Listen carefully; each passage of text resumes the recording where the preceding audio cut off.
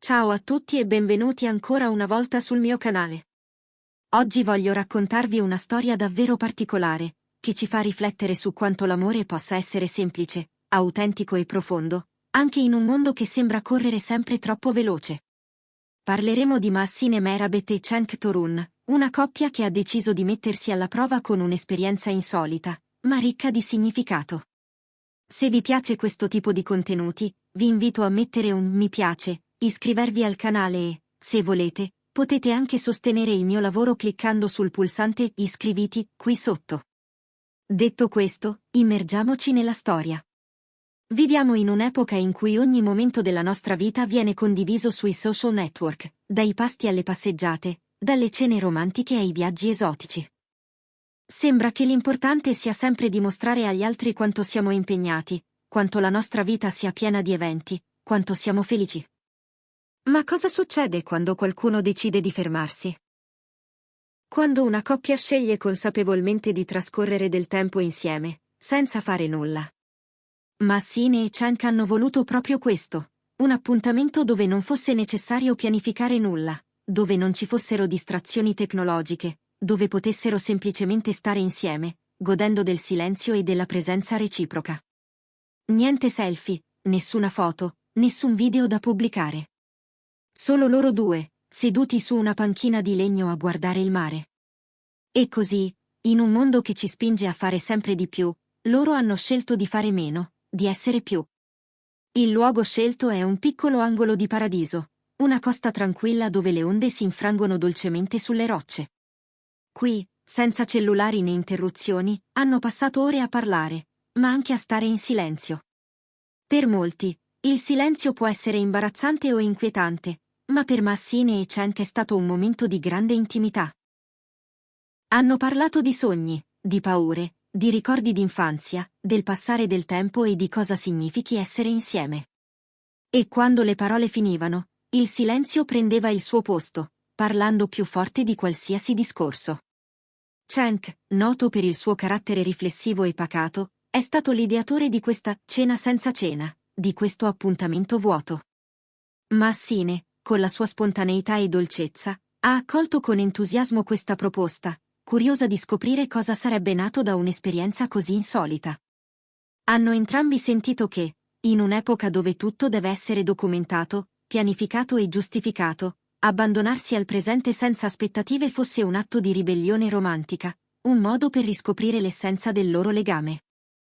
Questo gesto ha rappresentato per loro una dichiarazione di principi. L'amore non ha bisogno di continue conferme esterne, non ha bisogno di essere costantemente mostrato o dimostrato attraverso eventi e gesti spettacolari. L'amore vero, quello che resiste, è quello che si nutre anche nei momenti di calma, di pausa, di semplice presenza. Anche i loro fan hanno reagito positivamente quando la coppia ha accennato a questa esperienza sui social, senza però condividere foto o video. Molti hanno definito questo gesto coraggioso e autentico, una boccata d'aria fresca in un mondo che corre troppo veloce.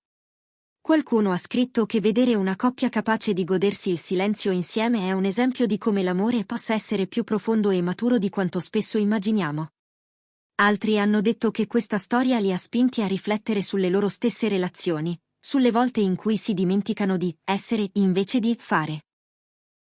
Gli esperti di relazioni sottolineano spesso quanto sia importante per una coppia saper condividere il silenzio senza sentirsi a disagio.